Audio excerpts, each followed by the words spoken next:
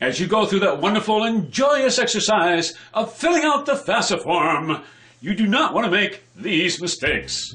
Don't list your home assets. For example, the FAFSA form is not asking you for the value of the equity in your home. They don't want to know the value of your boats, your cars, your jewelry, your furniture, any of that sort of stuff.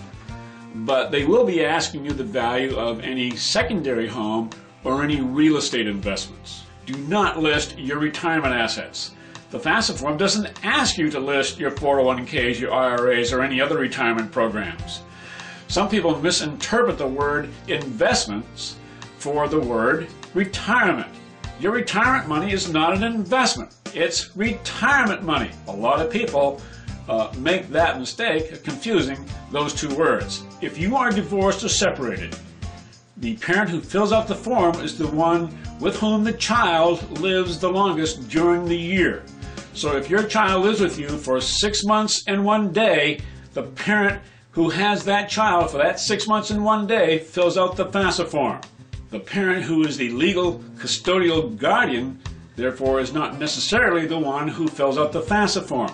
It's the parent with whom the student lives the longest during the year. Don't procrastinate. You want to fill out the FAFSA form in the first 2 weeks of January of the student's senior year. First 2 weeks of January in the senior year, first 2 weeks of January in the student's senior year, first 2 weeks of January in the student's senior year.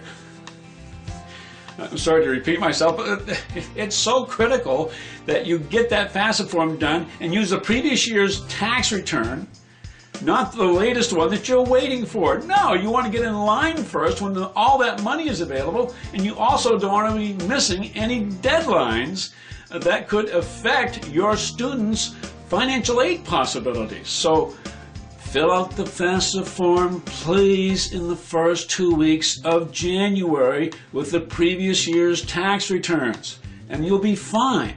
Be sure to make corrections on your FAFSA form. In essence, you're going to be filling out the FAFSA form twice. The first time will be, ideally, in the first 2 weeks of January of the student's senior year, where you will use the previous year's tax returns and W-2s to get your FAFSA form in early. And then when the latest tax returns come in, ideally in mid-February, you go back into your online form and make the corrections, change the numbers. And then those changes will be made by the government within 2 to 3 days. But when you get to the FAFSA form, you want to just click off that area that says Make FAFSA Corrections.